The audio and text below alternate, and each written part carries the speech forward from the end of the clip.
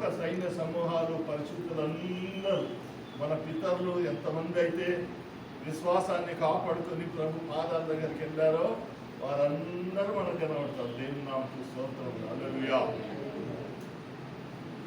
రెండవ దినవృత్తాంతముల గ్రంథం 2 Chronicles 5th chapter 13వ వచనం 14వ వచనం చదవండి. మేఘానికి బైబిల్లో ఒక ప్రత్యేకత ఉంది. యేసయ్య కూడా మేఘము ఆయనకు ఒక ప్రత్యేకతని, ఆయన ఆరోహణమైనప్పుడు మేఘం మీద ఆయన పర్వతానికి ఆరోహణమయ్యారు. ఆయన తిరిగి రావటం కూడా మేఘం మీదనే. మేఘాల మీద యేసు రానై ఉన్నాడు, పరిశుద్ధులందరినీ తీసుకుపోతాడు, వచ్చుతున్నాడు, భూలోకమంతా తెచ్చి కొట్టాడు, రవి కోటిదేవుడు రాజుగా వచ్చుతున్నాడు, రాజుగా వచ్చుతున్నాడు. హల్లెలూయా. ఏ రాజు కూడా ఎప్పుడు కూడా ఏ మేఘం మీద ఎప్పుడు కూడా ప్రయాణించలేదు ఈ లోకం పుట్టినప్పటి నుండి. మన ప్రభు ఆయన రారాజుగా మేఘం మీద రాబోతున్నాడు. ఎందుకు ఈ మేఘం అవసరం వచ్చిందంటే పరలోక సైన్య సమూహాలు హోసన్న గీతాలతో కూడా యేసయ్య ఈ లోకానికి రానయ్యున్నాడు. ఆయనను చూడంగానే ఈ లోక సమస్యలు, కన్నీరు, వేదన, అన్యాయము, ఈ అన్యాయమైన లోకంలో ఎంత నీతిగా బ్రతకాలనుకున్నా కానీ ఈ అన్యాయం చేత మనుషులను పీడించి ఎదగకుండా, అభివృద్ధి చెందకుండా నేలకు అనగదొక్కే రాజ్యాంగాలే ఇక్కడ ఈ లోకంలో ప్రభుత్వాలు చేస్తున్నా. మన యేసు రాజ్యము పవిత్రమైన రాజ్యం. ఒక్క అబద్ధం కూడా ఉండదు అన్నారు, ఒక చిన్న అబద్ధం కూడా ఉండదు. అన్ని సత్యాలే సత్యాలు ఉంటాయి. ఇక్కడ సెక్రటరియట్లో పోయి అక్కడ ఇప్పటి నుండి అబద్ధములు ఆడొద్దు అని ఒక బోర్డు రాసుకొని తీసుకుపోయి మనం ఆ గేటుకు వెళ్తే చెప్తారా? ఎవరన్నా అబద్ధం ఆడకుండా ఉంటారా? చీఫ్ మినిస్టర్లు కానీ, అక్కడ ఉన్న ప్రెసిడెంట్ కానీ, ప్రైమ్ మినిస్టర్ కానీ ఎవరన్నా ఆ బోర్డు చూసి ఇప్పటి నుంచి మనం అబద్ధము ఆడొద్దని క్లోజ్ చేసేస్తే, అబద్ధాలని క్లోజ్ చేస్తే ప్రపంచం నడుస్తుందా? ప్రపంచము అబద్ధాల మీదనే నడుస్తుంది. మరి మన ప్రభు యొక్క రాజ్యాంగము పరిశుద్ధతతో జరుగుతుంది. హల్లెలూయా. 2 Chronicles 5th chapter 13 and 14 verses చదవండి.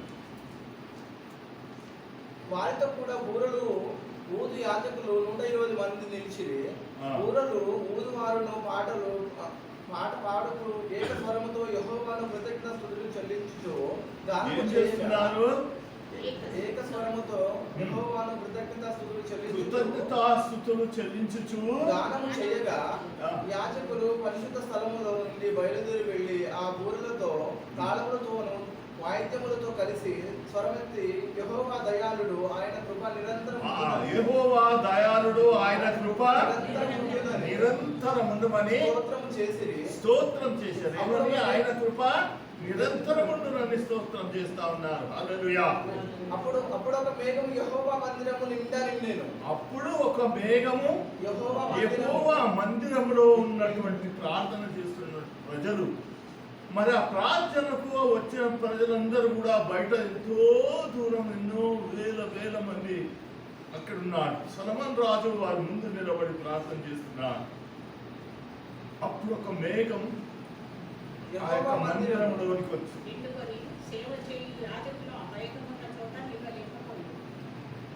ఆ మేఘము దేవుని మందిరంలో కనబడింది. దేవుని మందిరంలో మేఘం వచ్చినప్పుడు అక్కడ ఉన్న ప్రజలందరూ కూడా ఆత్మతో నింపబడ్డారు. యాజకులు, అక్కడ సేవ చేస్తున్న వారు, గాయకులు అందరూ పరిశుద్ధాత్మతో నింపబడ్డారు.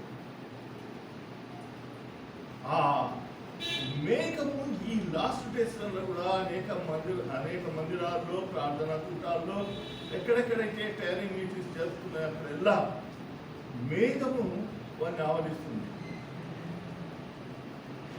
ఆ మేఘం వచ్చినప్పుడు యాజకులు అంటే ప్రీచర్స్, పాస్టర్స్ అని భేదం లేకుండా అందరూ ఆత్మతో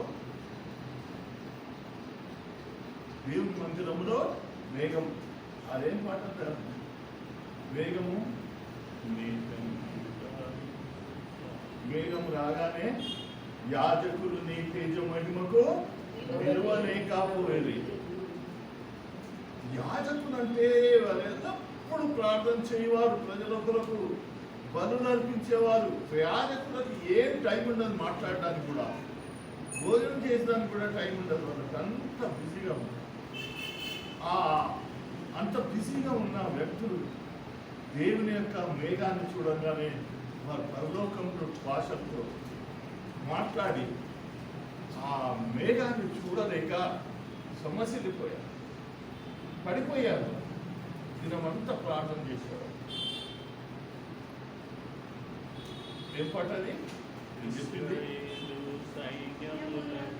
ముందు నడిచిన దైవమా, ఇశ్రాయేలు సైన్యములకు ముందు నడిచిన దైవమా, నేడు మాతో కూడా ఉండి మమ్ము నడిపించుము.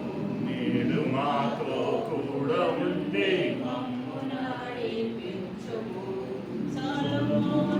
దేవాలయములో మేఘములు రాగానే, సొలొమోను దేవాలయములో మేఘములు రాగానే, యాజకులు నీ తేజ మహిమకు నిలువలేకపోయి, యాజకులు నీ తేజ మహిమకు నిలువలేకపోయి. యాజకులు అంటే చాలా పరిశుద్ధంగా ఉండేవారు. ఆ యాజకులు దేవుని యొక్క తేజ మహిమకు నిలువలేకపోయారు. పరిశుద్ధాత్మ శక్తి అక్కడ గొప్పగా విమరించబడ్డాలని మనము వాక్యంలో చూస్తూ ఉన్నాం. అపోస్తలుల కార్యం 1వ అధ్యాయం 9వ వచనం చూస్తే అక్కడ ప్రభు మరణాన్ని గెలిచి లేచాడు. ఆయన సిలువలో ఆయన చనిపోయేట్టుగా కొట్టారు, బల్లెంలోతో కొడిచారు, తలకు ముళ్ళ కిరీటం పెట్టారు. ఆ కొరడా దెబ్బల చేత చర్మం అంతా ఒరవబడి ఆయన రక్తం కాచి ఆయన మరణించిన తర్వాత సమాధిలో 3వ దిన సమాధిని గెలిచి లేచిన తర్వాత ఎన్ని రోజులు ఆయన కనబడుతూ ఉండినాడు? 40 days. మొత్తం 50 days. ఏం చేయాలని? ఏం చేయాలంటే ఇప్పుడు మేము చదివించాలి, మనకేమో టైం తక్కువ. అపోస్తలుల కార్యం 1వ అధ్యాయంలో చూడండి 4వ వచనం. ఆయన వారిని కలుసుకొని ఇలాగూ ఆజ్ఞాపించెను, యెరూషలేము నుండి వెళ్ళక నా వలన వినిన తండ్రి యొక్క మీరు నేను లేచినానని నన్ను చూశారు కదా, చూసింది కాబట్టి ఇక ఏం చేస్తావు? ఇప్పుడు సపోజ్ నేను చచ్చిపోయినాను, నన్ను తీసుకుపోయి సమాధిలో పెట్టినాక 4 రోజుల తర్వాత లేచినాక ఆ సమాధి దగ్గర ఉన్నోళ్ళు, ఆ కావాలి ఉండేటోళ్ళు, సమాధులు ఇంకా తొమ్మెటోళ్ళు, మళ్ళీ రేపు వస్తారు, గిరాకి వస్తే మళ్ళా తోటి పైసలు తీసుకుంటారు అంతా. ఆ శబ్దం దీన్ని ఉరికొచ్చి నన్ను చూసినాక ఏం చేస్తారు? ఆహా లేచిండా పోయి కూర్చుందాం అంటారు. అది ఏమంటారు? భయపడతారు. యేసు ప్రభువు లేచిన తర్వాత ఆయన 40 రోజులు ఈ లోకంలో ఉన్నాడు. ఎందుకున్నాడు అని అంటే ఆయన శిష్యులకు బైబిల్ క్లాసెస్ తీసుకునేవాడు. అందులో ఒక్క సబ్జెక్టు ఆయన చెప్పడానికి సమయం దొరకలే, ఆయన శ్రమల పాలయ్యాడు. ఆ సబ్జెక్ట్ చెప్పడానికే మళ్ళీ వచ్చి 40 days ఇక్కడ ఉన్నాడు. ఇదేదో కొత్తగా బోధ చేస్తున్నారు అనుకోకండి, చూడండి, చదవండి 4వ వచనం నుండి. ఆయన వారి కలుసుకొని ఇలాగ ఆజ్ఞాపించెను, మీరు యెరూషలేము నుండి వెళ్ళక నా వలన విన్న సంగతులను వాగ్దానం కొరకు కనిపెట్టుడి. యోహాను నీళ్లలో బాప్తిసం ఇచ్చును, కానీ కొద్ది దినములలో మీరు పరిశుద్ధాత్మతో బాప్తిసం పొందదరనేను. కాబట్టి వారు కూడి వచ్చినప్పుడు ప్రభువా, ఈ కాలమందు ఇశ్రాయేలు రాజ్యమును మరలా అనుగ్రహించిందేవా అని ఆయన అడుగగా, కాలమునకు సమయము తండ్రి తన స్వాధీనపరచుకొని బైబిలే చదవాలా. ఫోన్లు గీళ్ళు అట్లా చేస్తాయి మనం కింద మీద. స్వాధీనం అందుకొని ఉన్నాడు, వాటిని తెలుసుకొనుటకు మీ పని కాదు. ఆయనను పరిశుద్ధాత్మ మీదికి ఎవరు కాకపోయారు? శక్తి నందుతారు కనుక మీరు యెరూషలేములో, యూదా సమరయంలో, దేశంలో అంతటను నాకు సాక్షులయ్యుందురు. ఈ మాట చెప్పి వారు చూచుచుండగా ఆయన ఆరోహణమాయను. అప్పుడు వారు కన్నులకు కనబడకుండా మేఘమాను వెళ్ళిపోయాను. ఆయన వెళ్ళుచుండగా వారు ఆకాశం వైపు తేల్చుచు ఇదిగో తెల్లని వస్త్రం ధరించుకున్న ఇద్దరు మనుషులు వారి యొద్ద నిలిచి, మనుషులారా మీరెందుకు నిలిచి ఆకాశం వైపు చూచుచున్నారు? మీ యొద్ద నుండి పరలోకమునకు చేర్చుకున్నబడిన ఈ యేసు ఏ రీతిగా పరలోకమునకు వెళ్ళుట మీరు చూచితిరో, ఆ రీతిగానే ఆయన తిరిగి వచ్చుట వారు చూచిదని వారికి చెప్పిరి. అప్పుడు వారు ఒలివల యెరూషలేమునకు తిరిగి వెళ్ళి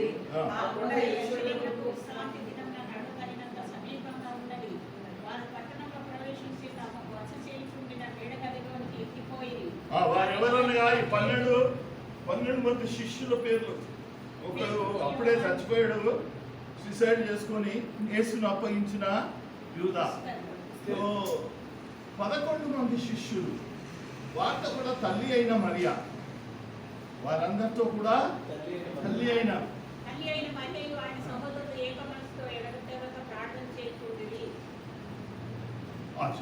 మీరు 2వ వచనం చదవండి. ఆ తర్వాత ఆయన పరమునకు చేర్చుకునబడిన దినం వరకు ఆయన చేయుటకును బోధించుటకు ఆరంభించిన వాటన్నిటిని గూర్చి నా మొదటి గ్రంథం అందు నేను రచించుకుని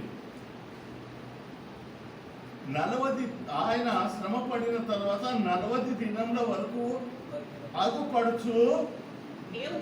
ఎందుకు ఎన్ని రోజులు?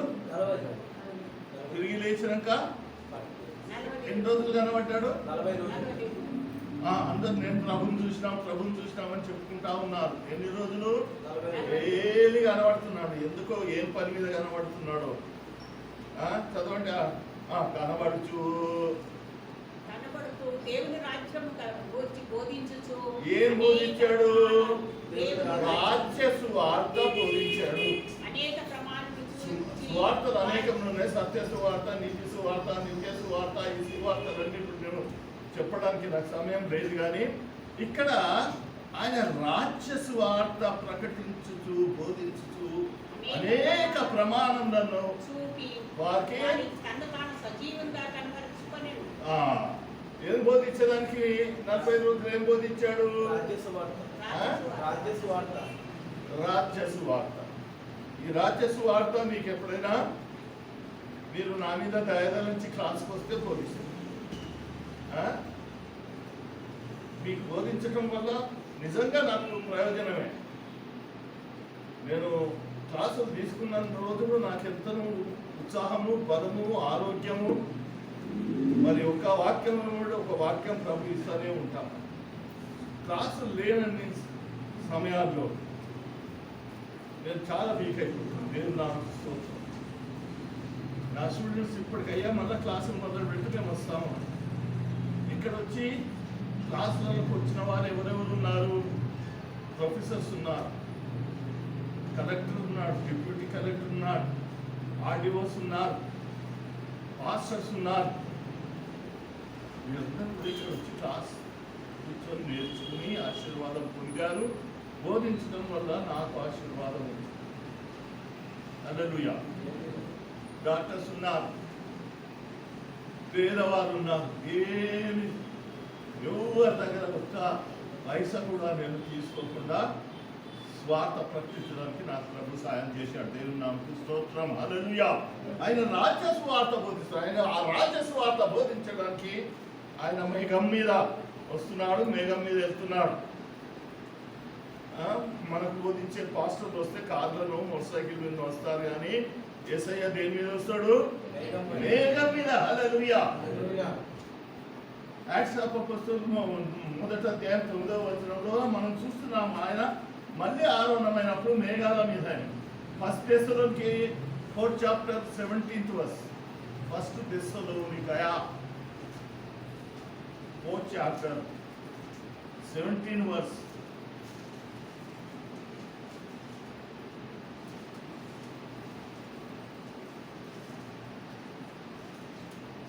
ఇక్కడనే ఉంటుంది దశలోనికి, ఎక్కడ ఉండదు. 4th chapter 17th verse.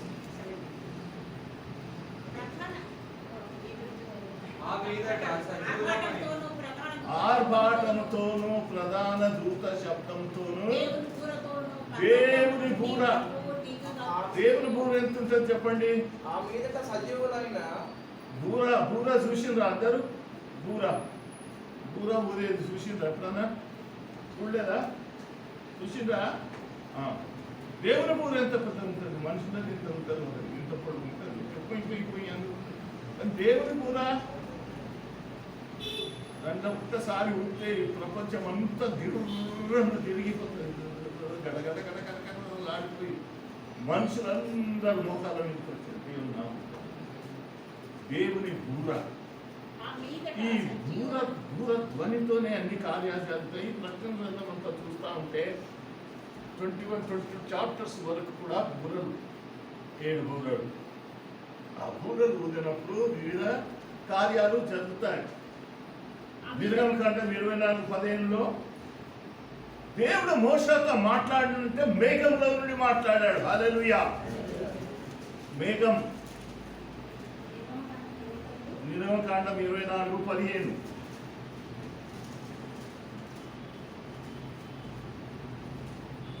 మోషే బండ మీదకి ఎక్కినప్పుడు ఆ మేఘము బండను కమ్మెను.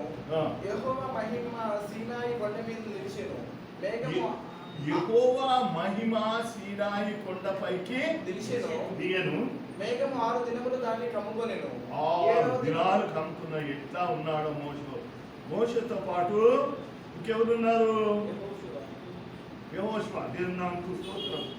నిర్గమకాండం 34:5 మేఘాల మీద యేసయ్య దిగాడు. 34 నిర్గమకాండము 34. అక్కడ అతనితో నిలిచి యెహోవా నామమును ప్రకటించెను. అతని ఎదుట యెహోవా అతన్ని దాటి వెలుచు. యెహోవా కనికరము, దయా, దీర్ఘశాంతము. యెహోవాను నామం ప్రకటించడానికి మేఘం పై నుంచి దిగాడు. ఇప్పుడు ఈ మేఘం విషయం నేను చెప్పాలంటే చాలా టైం పడుతుంది. ప్రకటన గ్రంథంలో, నంబర్స్లో, సంఖ్యాకాండం, ఇవన్నీ కూడా మేఘం మేఘం మేఘం మేఘం మేఘం. ఇశ్రాయేలీలు పగటిలో మేఘస్తంభంగాను రాత్రి అగ్నిస్తంభం కింద వారు నడిచారు. అగ్నిస్తంభం ఎందుకనంటే వారు 40 సంవత్సరాలు నడిచినప్పుడు పగటిలో ఆగలేదు, రాత్రిలో ఆగలేదు. రాత్రిలో అడవిలో ఎట్లా ప్రయాణం చేస్తారంటే ఆ మేఘం, ఆ యొక్క దేవుని యొక్క అగ్నిస్తంభం, ఆ మేఘము అగ్నిస్తంభంగా మారి వారికి త్రోవచ్చు. దేవుని నామమునకు స్తోత్రం. హల్లెలూయా. పగటిలో సూర్యుడు ఉన్నాడు, రాత్రిలో సూర్యుని కంటే ఎక్కువ వెలిగించే మేఘస్తంభం ఉంది. సూర్యుని వెలుగు కంటే మేఘం యొక్క వెలుగే ఎక్కువ. దాంట్లో నడిచారు, దాంట్లో వారు రాశారు, వారు ప్రవచనాలు చెప్పారు, ప్రవచనాలు రాశారు, దేవుని యొక్క మాటలను వారు లిఖించారు. దేవుని నామమునకు స్తోత్రం. హల్లెలూయా. ఈ మేఘం విషయము మనము ఎంత చదివినా అది తక్కువే. ఈ మేఘంలో నుండి వారికి వచ్చి శిష్యులతో మాట్లాడుతున్నాడు. నేను మీకు రాజ్యసువార్త ఏంటంటే మీరు ఇక్కడక్కడ పరిగెత్తుకొని పోకండి, మీరు ఇక్కడే ఉండండి, ప్రార్థన చేయండి, నేను వెళ్ళమన్న కానీ ప్రార్థన చేయండి.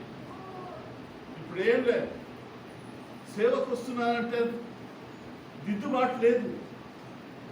ప్రభు దగ్గర మోకరించి ప్రార్థించి సేవకు ప్రత్యేకింపబడి అభిషేకం పొంది దేవుని సేవ చేయాలి. పిలుపు లేకుండా దేవుని సేవ చేయాలి. దేవుడు నీకు చెప్తాడు, స్పష్టంగా చెప్తాడు ఏ స్థలానికి వెళ్ళిపోవచ్చు, వార్త ఇక్కడ ఈ 9వ వచనం నుంచి మనం చూసినాం కదా.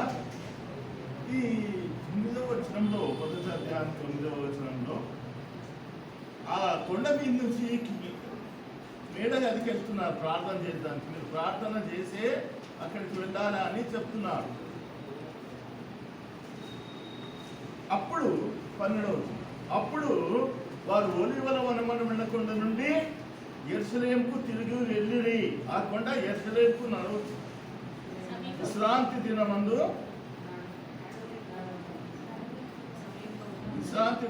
నడవదగినంత సమీపంలో ఉన్నది.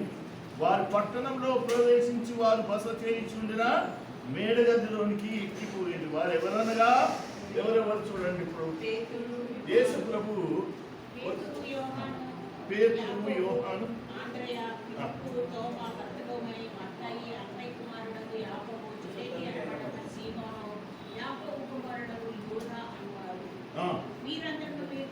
వీరందరూ చెప్పండి. వీరందరూ వినబడతలేదు. వీరందరూ వీరితో కూడా కొందరు స్త్రీలు, వీరందరితో కొందరు వీరందరితో కూడా వీరందరితో కూడా కొందరు స్త్రీలు అని చెప్పండి. యేసు తల్లి అయిన మరియా, యేసు తల్లి అయిన మరియా స్త్రీయా పురుషుడా? స్త్రీ. వీరందరితో కూడా కొందరు స్త్రీలు ఉన్నారు అని అంటే చాలదా? కాదా? మళ్ళీ ఏమంటుండ్రు? యేసు తల్లి అయిన మరియా. మళ్ళా యేసు తల్లి అయిన మరియా సపరేట్ ఎందుకు చెప్తున్నారు? ఎందుకు చెప్పండి? ఎందుకు చెప్పండి? వీరందరితో కూడా కొందరు స్త్రీలను, ఆ స్త్రీలతో మరియమ్మ కూడా సమానమే కదా. స్త్రీలతో ఈక్వల్ అనేది, ఈక్వల్ ఎక్కువ చేస్తారని, ఈక్వల్ గా ఉండాలని ఆమె మరియమ్మను హైలైట్ చేయొద్దని.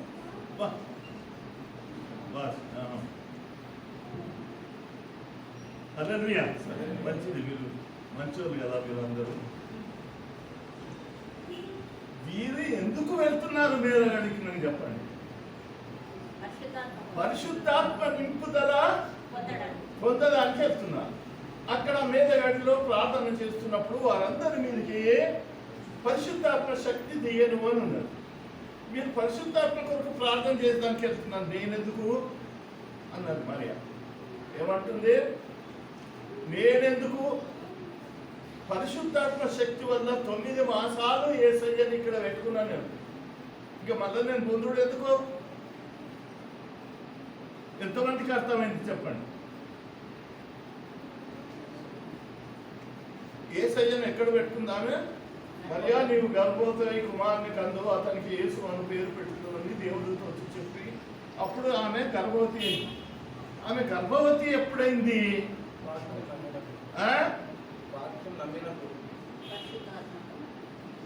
ఇది ఎట్లా సాధ్యం అన్నదామె. ఇది ఎట్లా సాధ్యం అంటే పలాని వాక్యం చూడండి. ఆ వాక్యం చూసి నేను నమ్ముతున్నాను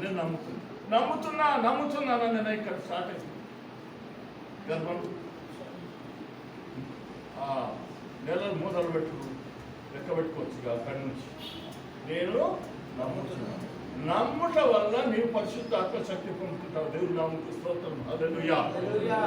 ఇస్తాడో ఇయ్యడో అనుకుంటా ప్రార్థన చేస్తే ఏం కాదు, కానీ ఇస్తాడు. తప్పకుండా నన్ను అభిషేకిస్తాడు. గొప్ప కార్యాలు దేవుని ద్వారా జరిపించాలని కోరుతా ఉన్నాడు.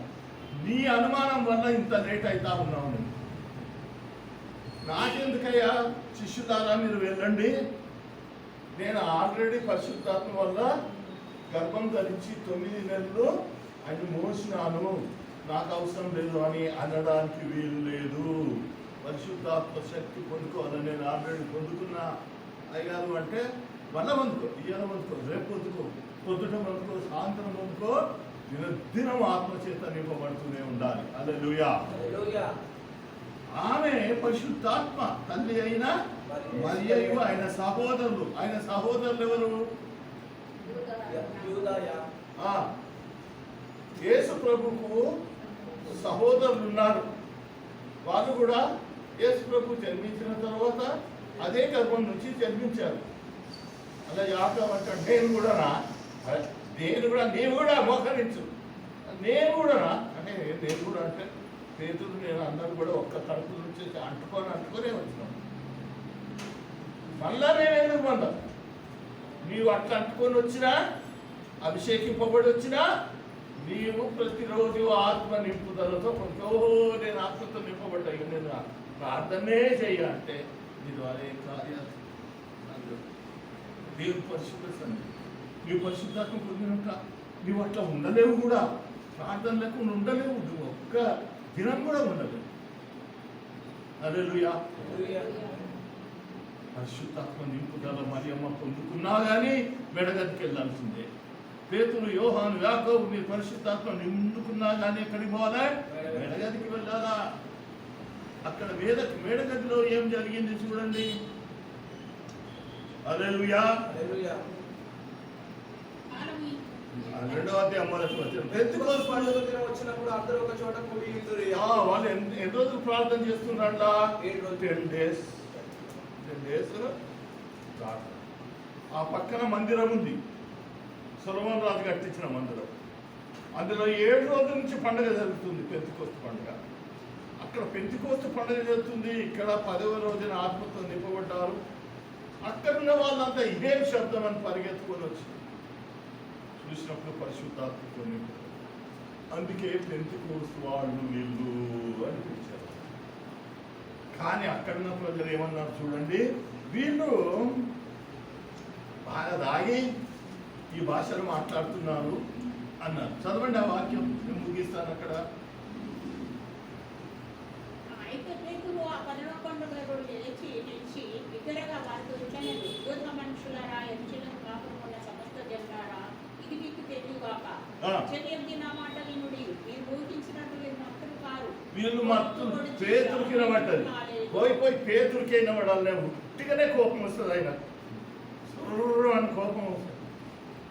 ఎవడో వాడు అన్నాడు కదా, అయ్యా నేను ఏమన్నావు మళ్ళాను? వీరు నువ్వు చెప్తున్నట్టు వీరు మత్తులు కాదు. పొద్దుపొడిచి జామైనను కాలేదు. యోవేలు ప్రవక్త ద్వారా చెప్పబడిన సంగతి ఇదే, ఏమనగా అంత్యదినములందు మనుషులందరి మీద నా ఆత్మను కుమ్మరిస్తానని యోవేలు ప్రవచన గ్రంథంలో ఉన్నది కదా అన్నాడు. అంటే నమ్ముతాను. యోవేలు ప్రవచన యోవేలు 2వ అధ్యాయం 28వ వచనం చూడండి. యోవేలు 2:28 చదువు.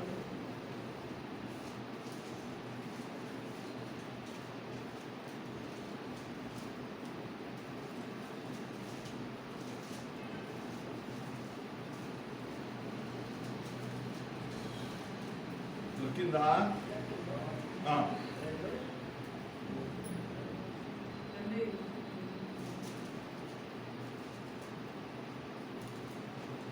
తర్వాత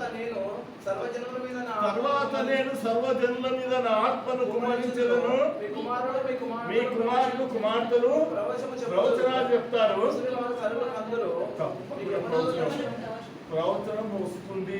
దానికి పరిశుద్ధాత్మ నింపుదలకు సూచన. పరిశుద్ధాత్మ శక్తి మీ మీదకి వచ్చినప్పుడు మీరు ప్రవచనం చెప్తారు. నాకు ప్రవచన వరం ఇయ్యు అని ఊరికే ప్రార్థించే అవసరం లేదు. ప్రవచనం చెప్తే నేను నెత్తి మీద పెట్టుకోవాలని అటువంటి ఆలోచనలు ఏమి లేకుండా మీ ఆత్మతో నింపబట్టి అనేక వరాలతో ఆయన నింపుతాడు. ఈ మాట నమ్ముతారట. ఈ మాట మేము నమ్ముతాం అన్నం ఒకరించండి ప్రార్థించండి అంటారు. పరిశుద్ధాత్మతో నింపుతాం. అదే యేసు ప్రభు చెప్పేవాడు అంత దీనం లేదు మనుషులందరి మీద అప్పుడు చెవు ఆడ ఉండదు. అందరు అట్లనే అదే అందరు కాదు. ఇక్కడ యోవేలు ప్రవక్త చెప్తే నమ్ముతాం మేము. యోవేలు ప్రవక్త వచ్చి చెప్తే మేము యోవేలు ప్రవక్త నమ్ముతాం కాదు. మీరేది ఇక్కడ అంత్యదినములందు మనుషులందరి మీద ఒకళ్ళ మీద ఉండమన్నాడు. ప్రార్థన చేయండి. యోవేలు ప్రవక్త ప్రవచనమే యేసయ్య నోటితో పలికిన ఆ మాటనే ఈ ప్రవచన రూపకంగా నీకు రాయబడ్డది అర్థమైంది అంటే అర్థమైంది మోకాళ్ళ మీద యేసయ్యా స్తోత్రం అందరూ పరిశుద్ధాత్మతో యోవేల్ ప్రవక్త చెప్తాను నమ్ముతాం కానీ యేసయ్య చెప్తే నమ్మరు. సిస్టర్ ప్రవచనం నా మీద చెప్తేనే నమ్ముతాం. కాదు, మీతో దేవుడు మాట్లాడతాడు, నీ హృదయంతో మాట్లాడు, నీ ద్వారా అనేకులతో మాట్లాడబోతున్నాడు. నీవు నమ్మితే దేవునికి ఒకసారి స్తోత్రం చెప్పు. హల్లెలూయా. నిన్ను అభిషేకించాలని ఆయనకు ఇష్టమైన, నిన్ను వాడుకోవాలని ఇష్టం. ఆయన సేవకునిగా, ఆయన సేవకురాలిగా, ఆయన స్వార్థ ప్రకటించేవాడుగా, ఆయన ప్రవచనం ప్రకటించేవాడుగా, ఆ ప్రవచనాన్ని నువ్వు ట్రాన్స్లేట్ చేసే రీతిగా నిన్ను ఆయన ఆశీర్వదించి దీవిస్తాడు. హల్లెలూయా. ఆయన రాకముందు ఈ కార్యం చేసి చూపిస్తాడు. నీకు నిన్ను వాడుకొని చూపిస్తాడు, నిన్ను అభిషేకించి చూపిస్తాడు. దేవుని నామమున సొలొమోను దేవాలయములో మేఘములు రాగానే, సొలొమోను దేవాలయములో మేఘములు రాగానే, యాజకులు నీ తేజో మహిమకు నిలువలేకపోయి. ఆ ఆత్మశక్తి వచ్చినప్పుడు నువ్వు నిలువలేవు. ఆ ఆత్మ నడిపింపులో నువ్వు పరిగెత్తుతావు, స్వార్థ ప్రకటిస్తావు, ప్రవచనాలు చెప్తావు, వాక్యం అందిస్తావు. వాక్యం అందించే ఆత్రత దేవుడు నీకు అనుగ్రహిస్తాడు. దేవుని నామమున స్తోత్రం. హల్లెలూయా. ఈ కార్యం చేసడానికి పరలోకం పోయినవాడు మేఘాలు ఇట్రండి అని మేఘాలను విడిచి సమస్తమైన పరలోక వాసులారా దూతలారా ఎక్కండి మేఘాలన్నిటి అని చెప్పి ఆ ఆత్మ నింపుదల ఇయ్యడానికి మేఘం తీసుకెళ్ళి మేడగదిలోకి వచ్చాడు. హల్లెలూయా. హల్లెలూయా. ఆయన చిన్న హాల్లోకి కూడా ఆయన మేఘాల పైన వస్తాడు. తన దూతల సైన్య సమూహాలను తీసుకొచ్చి ఆయన మృదువైన గాయపడిన హస్తం నీ పైన పెట్టి ఆత్మ పొందుకోమని ఆజ్ఞాపిస్తాడు. హల్లెలూయా. పరిశుద్ధాత్మతో నీవు నింపబడుదువుగా, నీ నానాము నిమిత్తం నీవు సాక్షిగా నిలబడుదువుగా, నా వాక్యాలు నీవు ప్రకటిస్తుగాక. దేవుడు నిన్ను అభిషేకించిన తర్వాత ప్రవచనం, సొంత ప్రవచనాలు చెప్పచ్చు. ప్రభు నీ నోటిని ముడతాడు, నీ నాలుకను, నీ స్వరాన్ని అభిషేకిస్తాడు, నిన్ను గొప్పగా వాడుకుంటాడు. ఎవ్వరిని కూడా యూజ్లెస్ పండి పక్కకు జరగండి అనే ఎవ్వరిని కూడా తోసేయడు. అందరినీ ప్రేమిస్తున్నాడు. వినయంతో నన్ను నింపునాయన. ఏది మాట్లాడినా, ఏ వాక్యం చెప్పినా నీ మహిమార్థమే నన్ను వాడుతున్నామని సరెండర్ అయిపోతే వాడిని దేవుడు వాడుతున్నాడు. ఓహో, నేను కాబట్టి ఇంత గొప్ప ప్రవచనాలు చెప్తున్నా అనుకోవచ్చు. తూకా చెప్పలేదు, నీలో నుండి నీ ప్రభు మాట్లాడు. అక్కడి నుండి వేరే గదిలో వారు ప్రార్థన చేసి అక్కడి నుండి స్వార్థ ప్రకటించడానికి ప్రపంచం. తోమా ఇక్కడికి వచ్చి 5 చర్చిలు కట్టాడు. అవి అట్టనే ఉన్నాయి, ఒక్కడే కట్టాడు. ఆ చర్చెస్ చూస్తూ ఉంటే అబ్బా తోమా కట్టినాడు. తోమా అటు వచ్చి అక్కడ పాకిస్తాన్ సైడ్లో ఉన్నాం, అటున్నటువంటి ఆ స్థలాల్లో పోయి స్వార్థ ప్రకటిస్తే రాజు ఎవరు ఏంటి ఇక్కడ, నేను ఒక ఆర్కిటెక్ట్ అని చెప్పాడు. మరి ఎక్కడ కట్టావు బిల్డింగ్స్ చూపిమంటే అప్పటికి ఆయన ఏ బిల్డింగ్ కట్టలే. కానీ ఇప్పుడు ఆయన కట్టిన బిల్డింగ్స్ మద్రాసులో 5 ఉన్నాయి. హల్లెలూయా. ఎంతమంది చూశారు? కనీసం యూట్యూబ్లో ఎంతమంది చూశారు? యూట్యూబ్లో చూడలేదా? చూశారు కదా, ఎంత చక్కగా కట్టాడు. ఒక్కడే. ఇప్పుడు ఏమైనా పని చెప్తాను, నేను ఒక్కడే చేయాలన్నా, ఒక్కడేనా? ఆ చెల్లెకు చెప్పవా, అన్నకు చెప్పవా? తోమా అన్నాడా, మా అన్నను పంపి మా చెల్లెని పంపి, కనీసం పట్టమోసేదానికన్నా పంపించరాదు? 2-3 అన్నాడా తోమా? చక్కని మందిరాలు కట్టాడు. దేవుడు నిన్ను కూడా ఒక మందిరంగా, చక్కని మందిరంగా చేసి ఆయన నిలబెట్టి నీ కొరకు ఆయన రక్తం అంతా కూడా మళ్ళొకసారి నీకు అభిషేకించి నిన్ను గొప్ప దైవజనుడుగా ఆయన నిన్ను వాడుకుంటున్నాడు. హల్లెలూయా. దేవుని వాక్యాన్ని మనం వినికిలో దీవించుగాక. మనం బంధులో ప్రవేశించకుండా బంధ విషయం కొన్ని మాటలు సుధావచనంతో మాట్లాడు, ఆ తర్వాత బంధులో పాల్గొంది.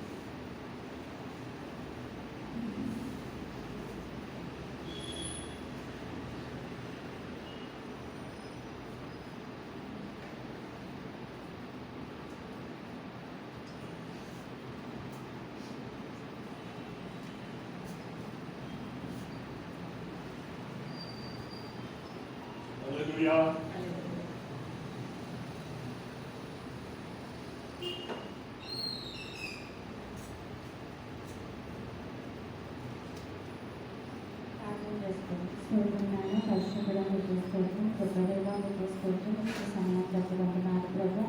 ఈ ఆత్మతో నింపడి మనం ఈ సన్నిధి మాట్లాడించండి.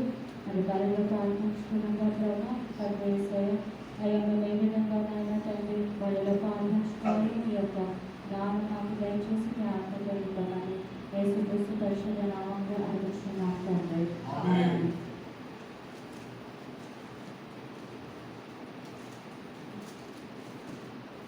ఎఫెసీయులకు రాసిన పత్రిక 1వ అధ్యాయము 7వ వచనం చూస్తే ఎఫెసీయులకు రాసిన పత్రిక 1వ అధ్యాయము 7వ వచనం.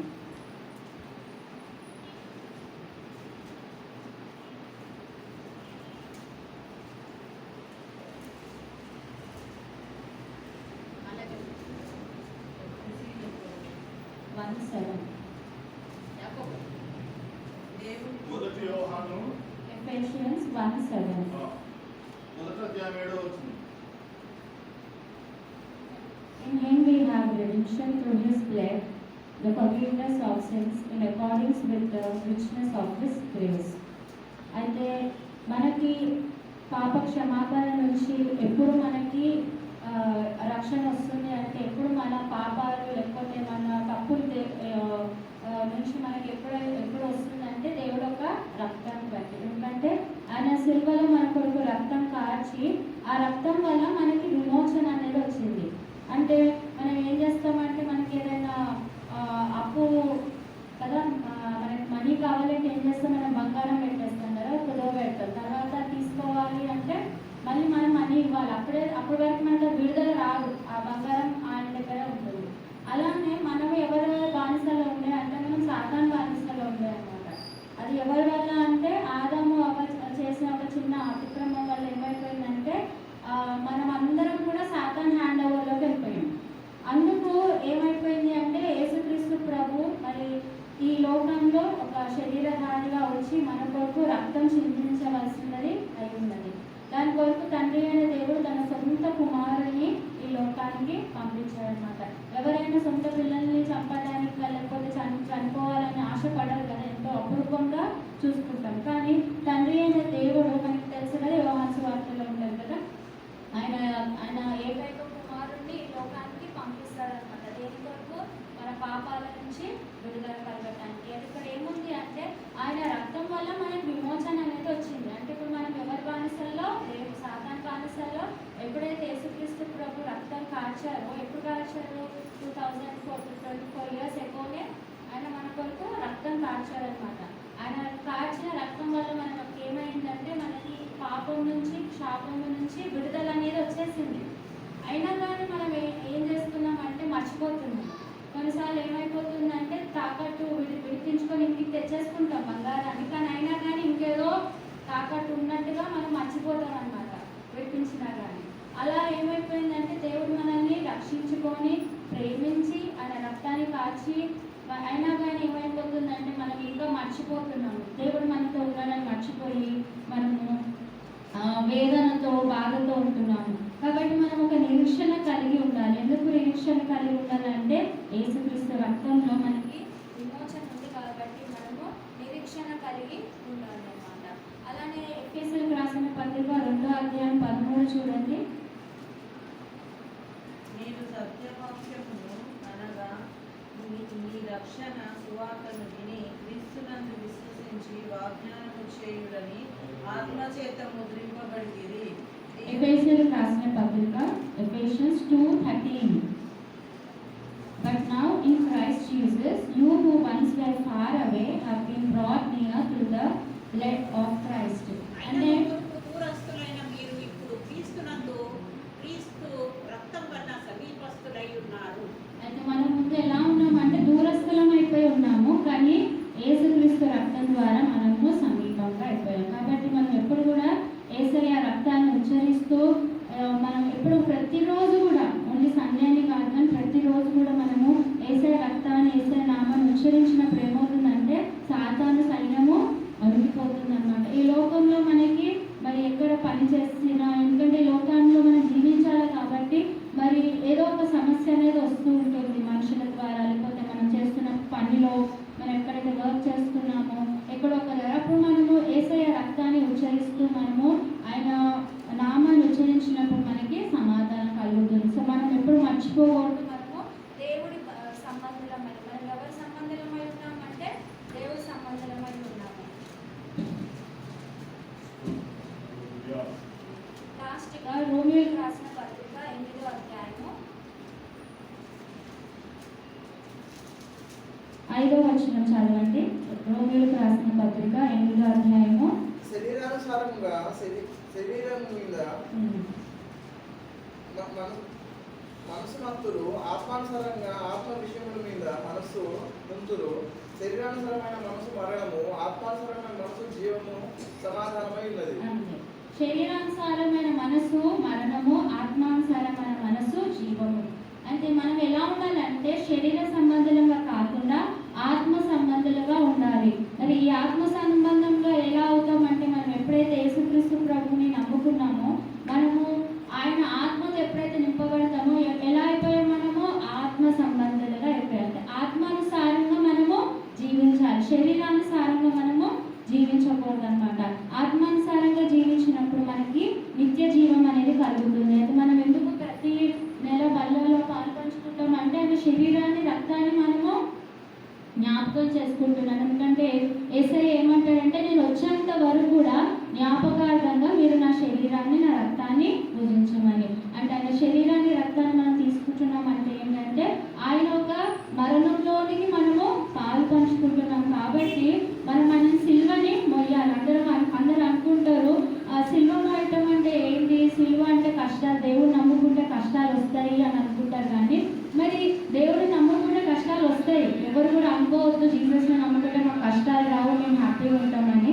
దేవుడి సంబంధంలో కష్టాలు వస్తేనే కదా విజయం అనేది తెలిసేది. మరి దేవుడు దావీదుని హెచ్చించాలి అంటే, దావీదు హెచ్చించాలంటే దావీదు ముందు ఎవరిని పెట్టాడు, దేవుడు గొలియాతుని పెట్టాడు. అదే గొలియాతుని పుట్టించకపోయింటే దావీదు హెచ్చుదల తెలిసేది కాదు కదా. కాబట్టి దేవుడు ఏం చేశాడంటే ముందే దావీదుకి ముందు ఎవరిని పుట్టించాడు, గొలియాతుని అన్నమాట. ఆ గొలియాతు ఉన్నందుకు ఏమైపోయింది, దావీదు ఆ గొలియాతుని చంపినందుకు దావీదు హెచ్చించబడ్డాడు. అలానే మన జీవితంలో కూడా మనం హెచ్చించబడాలి అన్నా, మనం దేవుడి బిడ్డలంగా ఉండాలి అన్నా, ఆత్మ సంబంధాలుగా ఉండాలి అంటే మనము శ్రమలని సహించాలి. ఎందుకంటే దేవుడు ఏమనంటే కొంతకాలం మీరు శ్రమ పొందిన పిమ్మట మీకు పూర్ణ శాంతి కలుగుతుంది. మరి మనకు శాంతి కలగాలి అంటే శ్రమ అనేది సహించాలి. మరి పౌలు, శీలలు, పేతురు శ్రమ పొందారు కదా. జీసస్తో నేను ఉన్నాను, నేను దేవుడు డిసైపుల్ అని చెప్పి సింహాసనం మీద కూర్చోలేదు. వాళ్ళు గొప్పగా సేవ చేసి హతసాక్షులు అయ్యారు. కాబట్టి వాళ్ళకి ఏముంది, ఇప్పుడు నిత్య జీవం ఉంది. కాబట్టి ఈ లోకానుసారంగా మనకి శ్రమ కలుగుతుంది. ఆయనను మీరు ధైర్యంగా ఉండండి, నేను లోకాన్ని జయించాను. దేవుడు ఏమంటాడంటే మీరు బాధపడకండి, శ్రమలు వస్తాయి కానీ ధైర్యంగా ఉండండి. ఎందుకంటే మనతో ఎవరున్నారు, యేసయ్య ఉన్నారు. నేను లోకాన్ని జయించాను, మీరు శ్రమ వస్తుందని బాధపడకండి, నేను లోకాన్ని జయించానని చెప్తున్నారు దేవుడు. అయితే ఈరోజు దేవుడు మనతో ఏం మాట్లాడుతున్నాడంటే ఆయన రక్తంలో పాలు పంచుకుంటున్న మనము ఆయన రక్తాన్ని మనం ఉచ్చరిస్తూ ధైర్యంగా ఉంటూ ఈ శ్రమలు లోకానుసారంగా వచ్చే దేనికంటే మనల్ని పై మెట్టుకి తీసుకువెళ్ళటానికి. పిల్లలు ఎగ్జామ్స్ ఎందుకు రాస్తారు, నెక్స్ట్ స్టెప్ వెళ్తానికి. మళ్ళీ ఆ క్లాస్ వెళ్ళాక ఆ క్లాస్ తగ్గినట్టు పరీక్ష ఉంటుందా లేదా అంటే మనం పాస్ అవుతున్న కొద్ది గుర్తుపెట్టుకోవాల్సింది ఏంటంటే మన శ్రమ ఇంక్రీజ్ అవుతుంది. ఇంక్రీజ్ అవుతుందంటే ఏంటి, దాని కొరకు మళ్ళీ ఆ ప్రార్థన ఇంక్రీజ్. అంటే ఎంత శ్రమ ఇంక్రీజ్ అవుతుందో అంత ప్రార్థన. ఇప్పుడు ఒక వ్యక్తి ఓడ నడుపుతున్నప్పుడు సముద్రంలో అలలు చిన్నగా ఉన్నప్పుడు చిన్నగా పడవ నడుపుతాడు. అదే అలలు ఎక్కువైనప్పుడు ఏం చేస్తాడు, ఫోర్స్ పెట్టాల్సి వస్తుంది. అలానే మన జీవితం అనే ఈ సముద్రంలో అలలు చిన్నగా ఉంటాయి, తర్వాత పెద్దగా వస్తాయి. పెద్దగా వస్తున్న కొన్ని ఏం చేయాలి, ఫోర్స్ ఎక్కువ పెట్టాలి. అలానే శ్రమలు వస్తున్న కొన్ని మనం ఏం చేయాలంటే ప్రార్థన అనేది ఎక్కువ చేయాలి. ఇంతనే ప్రార్థన అంటే ఆ శ్రమ జయించలేము, అంత ప్రార్థన చేస్తే అంత శ్రమ జయించగలుగుతాం. కాబట్టి నిత్యము మనం దేవుడి సన్నిధిలో ప్రార్థిస్తూ శ్రమ వచ్చిన ప్రజలు ధన్యులు. మనము దేవుడు అంటాడు కదా, నా నిమిత్తం హింసించబడేవారు ధన్యులు అనేసి. మనం ఆయన కొరకు మనము హింసించబడటానికి కూడా సిద్ధమం కావాలి, శ్రమలు సహించాలి. ఎందుకంటే లోకాన్ని దేవుడు జయించాడు. కాబట్టి